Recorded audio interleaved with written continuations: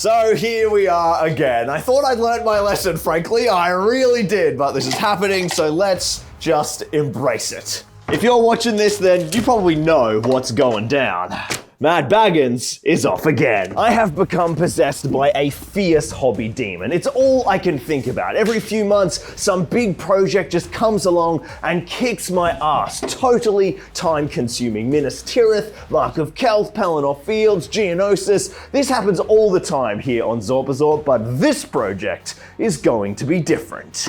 I'm going to be smart and actually achieve my hobby madness within 1 month. I'm not going to let this become another Zorpazorp mega project that lasts for years. Unless you guys really like it, in which case, I'll just make as much as you like. This isn't the first time I've had this hobby dream. It isn't even the second, but it will be the last. At this point, Zorpazorp is just becoming like he makes all of his boyhood fantasies a reality and forces you guys to watch. And you know what? I am well up for it. Today we're going full retro and jumping back over 2 decades to one of the greatest video games of my childhood and bringing it to life in a massive, mega Zorpazorp narrative campaign.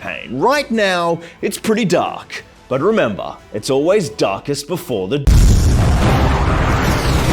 Dawn of War is arguably the greatest Warhammer video game of all time, and along with Lord of the Rings is one of the biggest influences on my relationship with Warhammer and all things tabletop. It was the spark that lit the inferno which became my teenage Warhammer 40k obsession, and as soon as I was immersed within the hobby, I wanted to bring this game to life on the table. I made several attempts as a teen, inspired by a mid-2000s White Dwarf article. Hey there guys, Games Workshop, we're a bit boring, so this is really why I'm doing these videos, and there's bloody no inspiration out there at all. I'm old, Gandalf. And I actually planned to launch this project in 2018, but got distracted by Middle-earth. But with Games Workshop currently cranking up the nostalgia for early Warhammer 40k, I cannot resist any longer. So it's time to recreate Dawn of War, and we're doing it in full Zorpazorp style. Today we kick off a new hobby journey, creating the armies and the iconic landscapes from the game. And of course, there'll be a sexy narrative campaign just like our Horus Heresy Mark of Kelth campaign.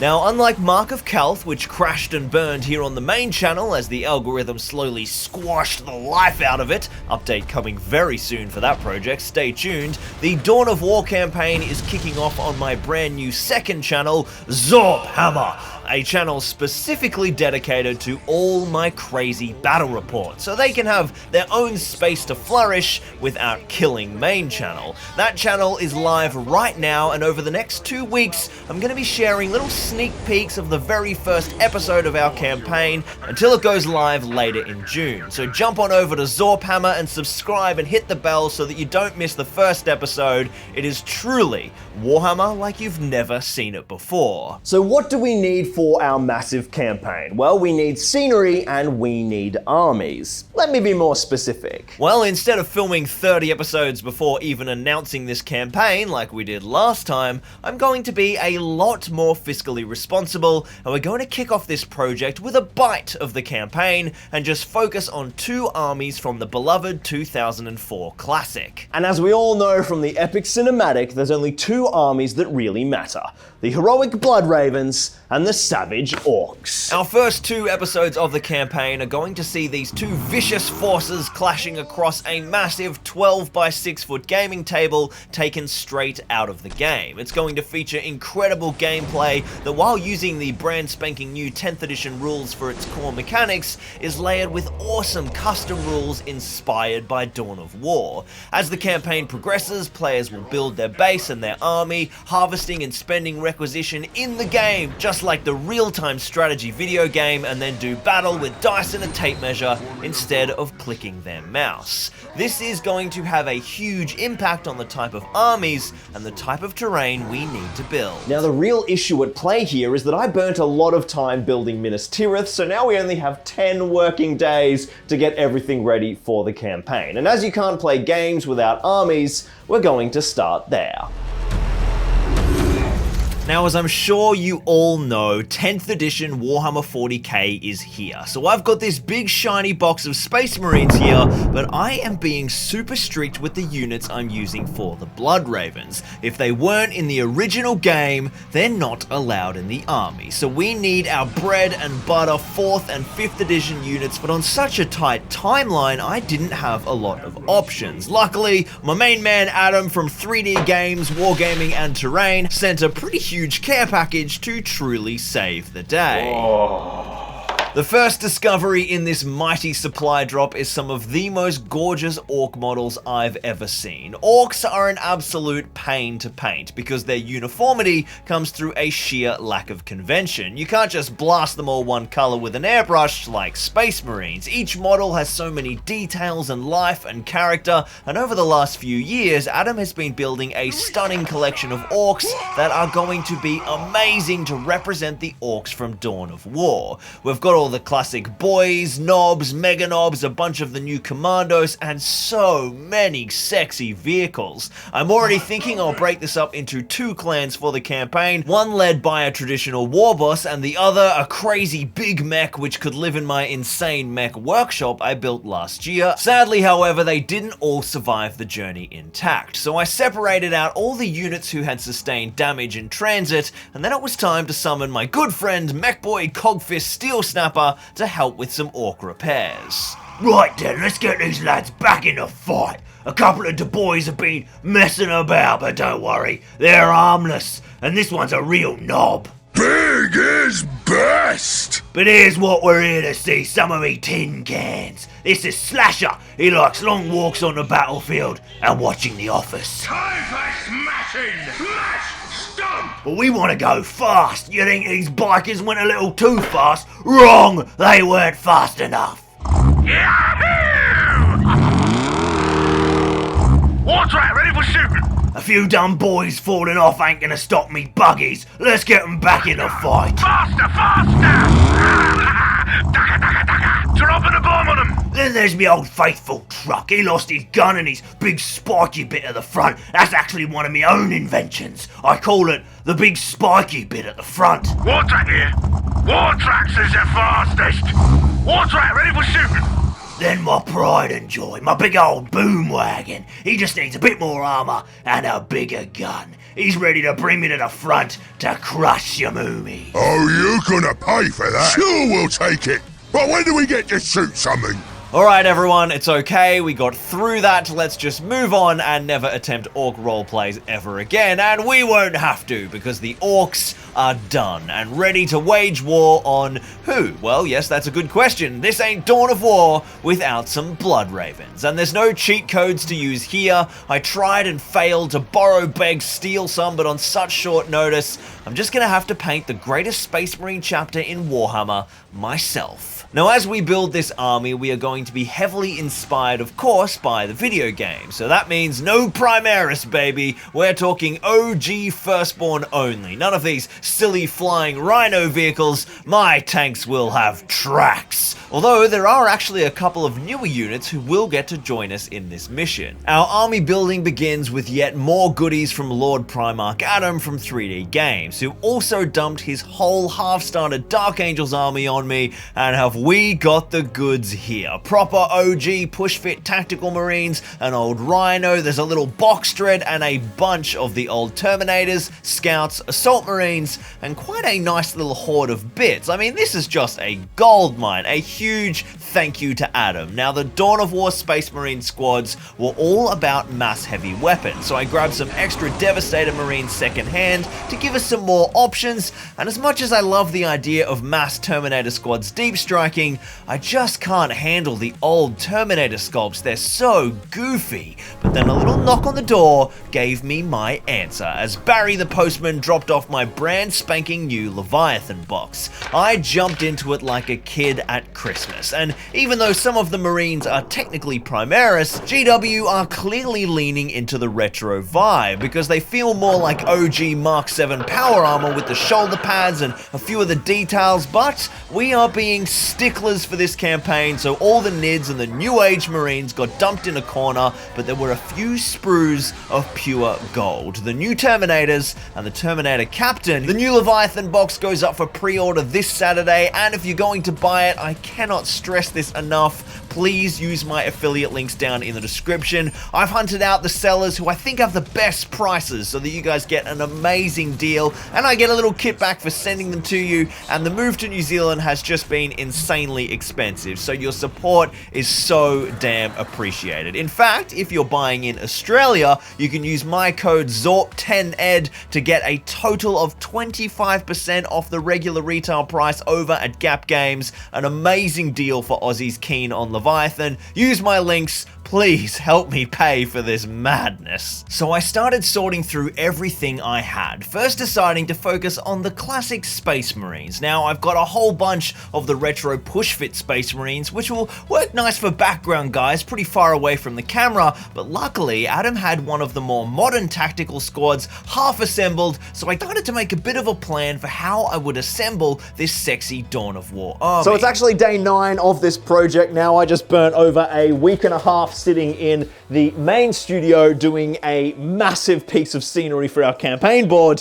but we need an army or we won't be playing any campaign. So we're going to kick it off with the fundamental Space Marine unit, the Space Marine Squad. We've got heavy weapon options, bolt guns, sergeants, everything we need to trick it out to play it just like the video game. But we need to get started or we're not going to have any blood ravens to play with. But hobby challenges aren't the only thing on my radar at the moment. The big move to New Zealand has essentially functioned as a bit of a reset button for my work and family life and for my career here on Zorpazorp, and Skillshare is a fantastic way to gain greater control of your career and creative path. Now you might know Skillshare for their courses in film and video editing, but they have hundreds of career-focused classes too. The new year is the perfect time to reinvent your goals and yourself. Zorpazorp was a huge career shift for me, and Skillshare gives me the power to keep reskilling as my industry and my needs change. With so much going on in life, time management and productivity has just been so key for me. So I've been checking out Ali Abdal's course, Productivity for Creators, and it's been so helpful. So jumpstart your 2023 goals now with this exclusive offer. Try Skillshare free for 7 days and then get 20% off your first year.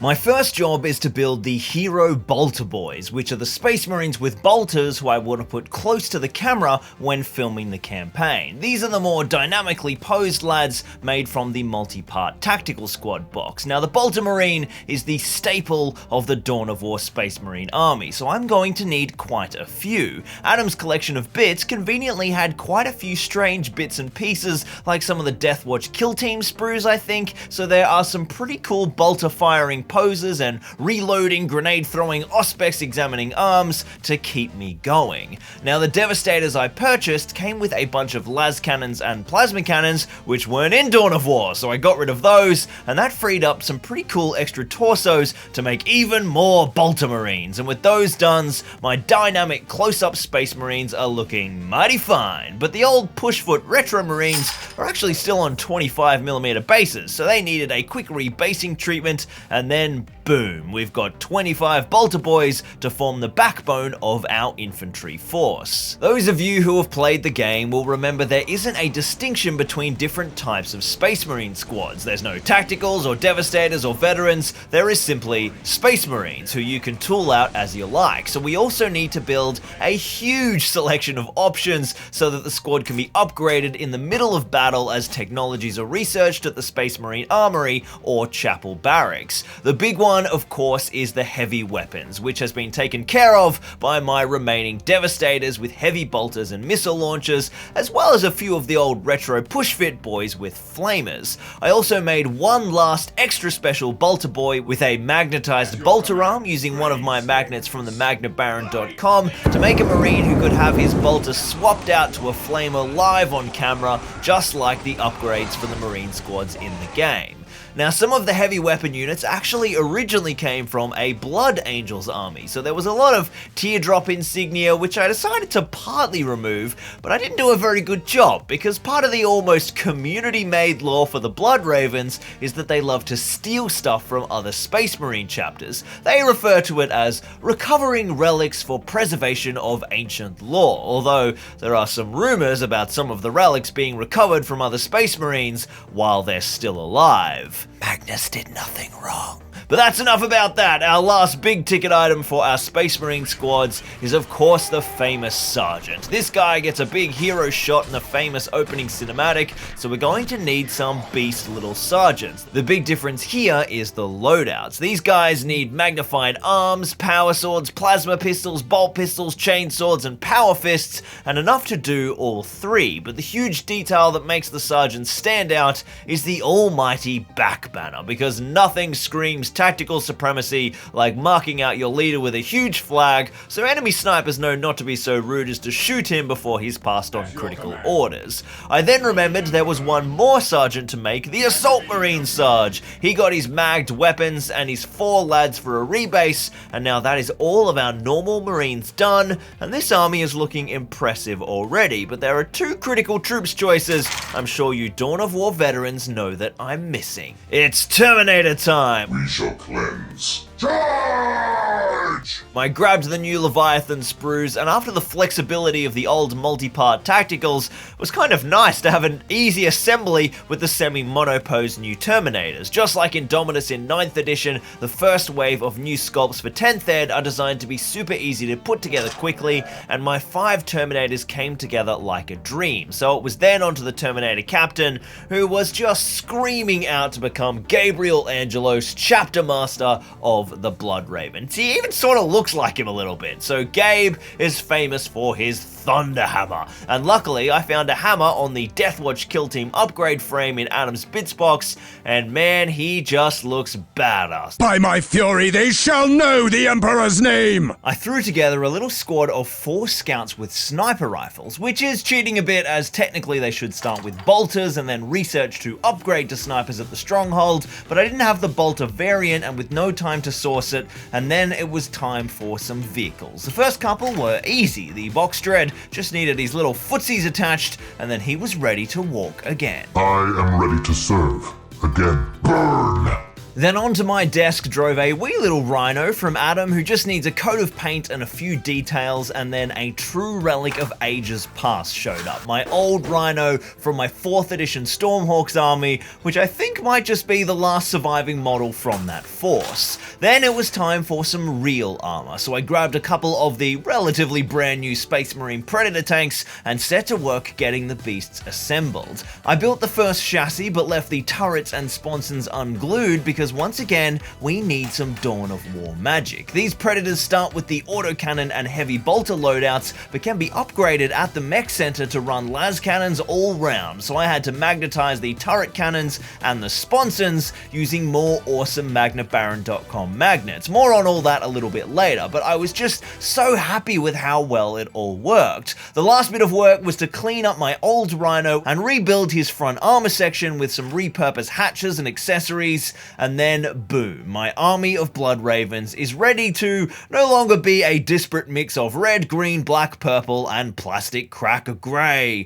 Some spritzing with black, grey, and white rattle cans gave me a lovely Zenithal primed army, and we were ready to begin their Blood Raven makeover. I grabbed a couple of models and powered up the airbrush, and of course the first layer to tackle is the red power armor. And getting this to look just right is really important. We need to find the right red. I got through a couple of Marines and realized it wasn't quite working, and then tried something else, and after about 10 different attempts and several changes of mind, I think I finally nailed my formula. So, red Space Marines. The red is kind of important. I basically just need a whole lot of the Flesh Tearers red contrast, but I don't have anywhere near enough. So I added in some Baal red contrast, which gave me more volume, but suddenly my red is saturated and bright. They're looking looking more like blood angels than blood ravens. Not to worry, I'll just add some Vallejo Air Black. Now I've got a nice cool, desaturated red, but unfortunately this isn't a contrast paint, so suddenly it's a lot more opaque, and I am losing all of that beautiful pre-shading that my Zenithal Prime is giving me. Not to worry, we'll just add some airbrush thinner. We'll get the right level of thin, unopaque paint so that the red looks good, the shading's coming through, and it can still be the right kind of brightness so that when my oil washes go down, it darkens down to exactly where we want to be. All of that because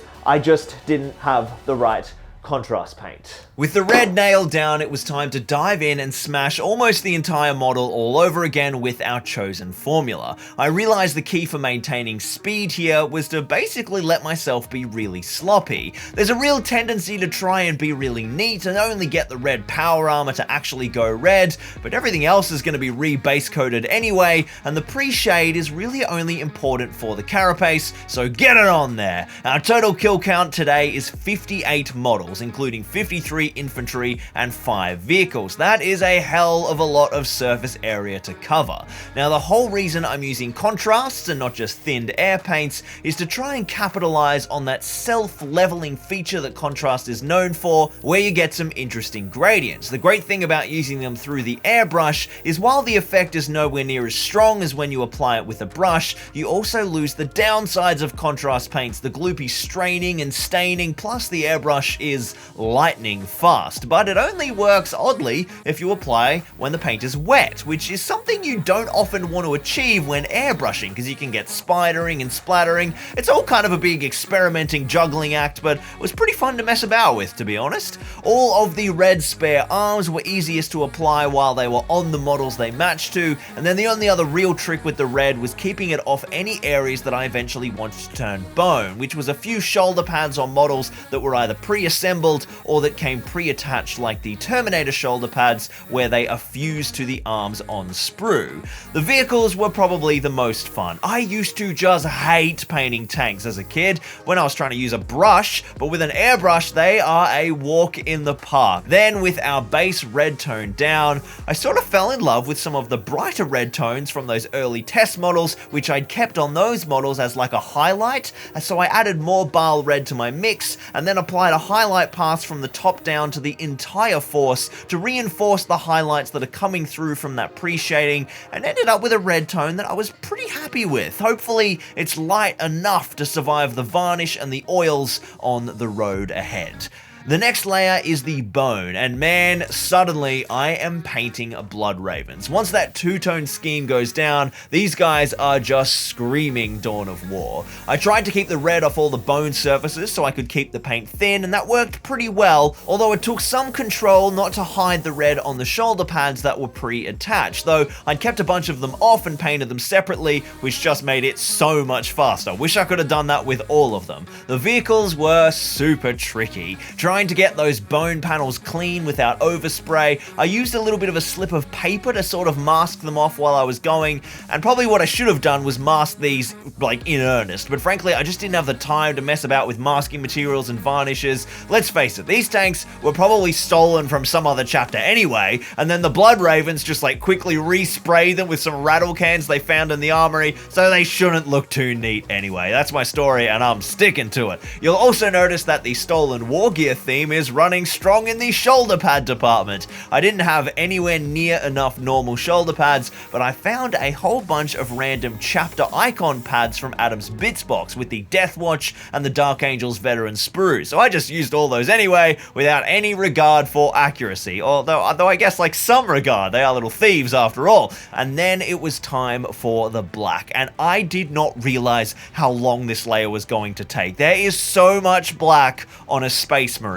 I did as much as I could with the airbrush, the weapons, the equipment, the vents, and the armor, and if I oversprayed, it just looked like extra shadows. Airbrush bit is done. I still need to now grab a normal brush and go and smash through some fine details with black and then silver. But for the shoulder pad trim, they all had to be painstakingly outlined with a brush, and crikey, did I start slipping behind schedule here. And just when I thought I was through the worst of it, I got to the silver layer. Almost everything that I have just painted black needs a little highlight with silver, as well as some of the key details on weapons and different bits of gear that need a silver base coat. This nearly killed me. I started some Marines and then lost my mind and switched to some vehicles to feel like I was making progress, and then just kind of bounced back and forth, chipping away over an entire day, and eventually sort of gave up with those background Space Marines and just did a lot of dry brushing instead of the proper base coating on their weapons. And then to finish off, I gave a little bit of extra love to Gabriel so that he looked fantastic, and I grabbed some gloss varnish and gave them all a good seal, and then the acrylic painting was done. Now we're up to our oil paints, and then our basing, and of course our transfers. Then our Blood Ravens will really become Blood Ravens. But beyond that, we have the full 12x6 wargaming layout, a board that just transports Dawn of War to the table, Space Marine buildings, Orc buildings, and then in just a couple of days we are filming the episodes of the Dawn of War campaign over on Zorphammer. So if you want to see more of this project, we've got big updates coming here on Zorpazorp in a couple of weeks. But over on Zorphammer, make sure you go and subscribe and hit that little bell, because there's lots of little updates coming out between now. Big teasers right before our first episode drops. It's going to be really cool. I think you guys will love it. It would mean so much to me if you went over and subscribed. It's the classic Zorpazorp tagline over there. Zorpazorp is Warhammer like you've never seen it before.